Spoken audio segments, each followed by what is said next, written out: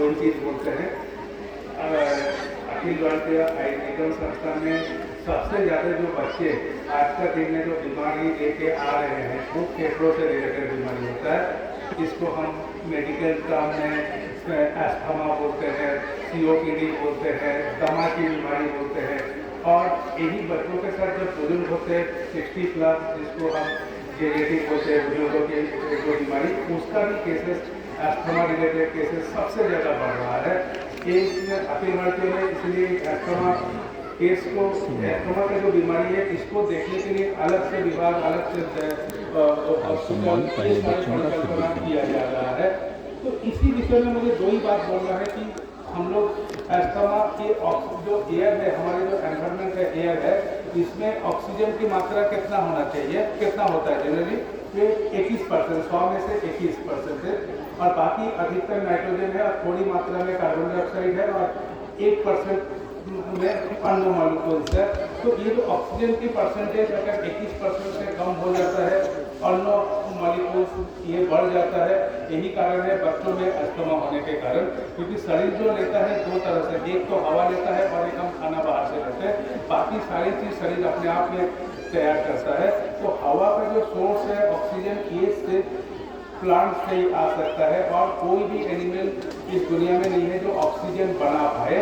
Oxygen बनाने का only माध्यम प्लांट है, पेड़ पौधा है। इस पेड़ पौधा का अगर रक्षा हम नहीं कर पाए, अगर नहीं करते हैं, शहर में जैसे दो पेड़ के बीच में भी जो गैप है, शहर में बिल्डिंग इससे भी कम गैप में बन रहा है और इसी के कारण सारे दमा की बीमारी हमारे शहर में आ रहे हैं और सारे डॉक्टर्स परेशान हैं, माता पिता परेशान हैं, सारे लोग परेशान हैं।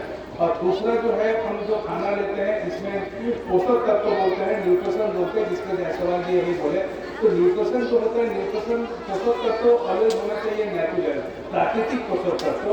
पोषक तत्व दो तरह का होता है, एक प्राकृतिक है और एक सिंथेटिक, जो लैब में तैयार किया हुआ पोषक तत्व। दोनों हो सकता है, दोनों शरीर में काम करता है, लेकिन प्राकृतिक पोषक तत्व वो भी पेड़ पौधा से आ सकता है। और लैब में जो हम करते हैं, तैयार करते हैं सिंथेटिक पोषक तत्व, वो अगर हम शरीर में लेंगे, शरीर तो मतलब जिंदगी तो जी लेंगे, लेकिन हमारा इम्यूनिटी कम हो जाएगा, जो रोग प्रतिरोधक क्षमता कम हो जाएगा।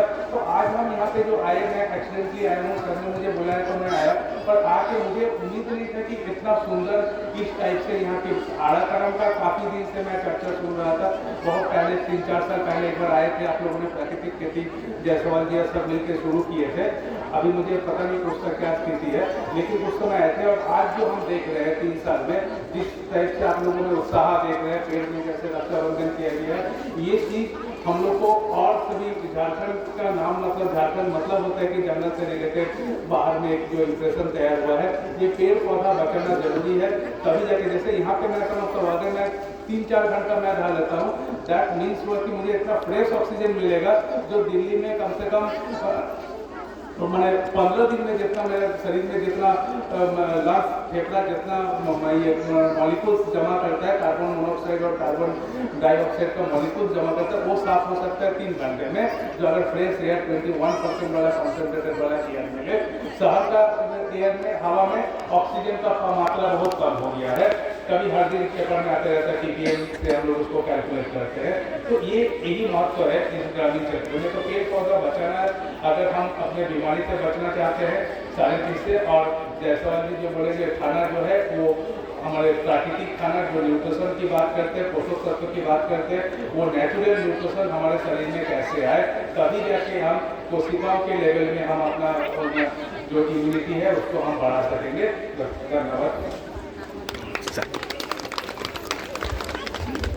बहुत बहुत कृतज्ञता, आभार सर।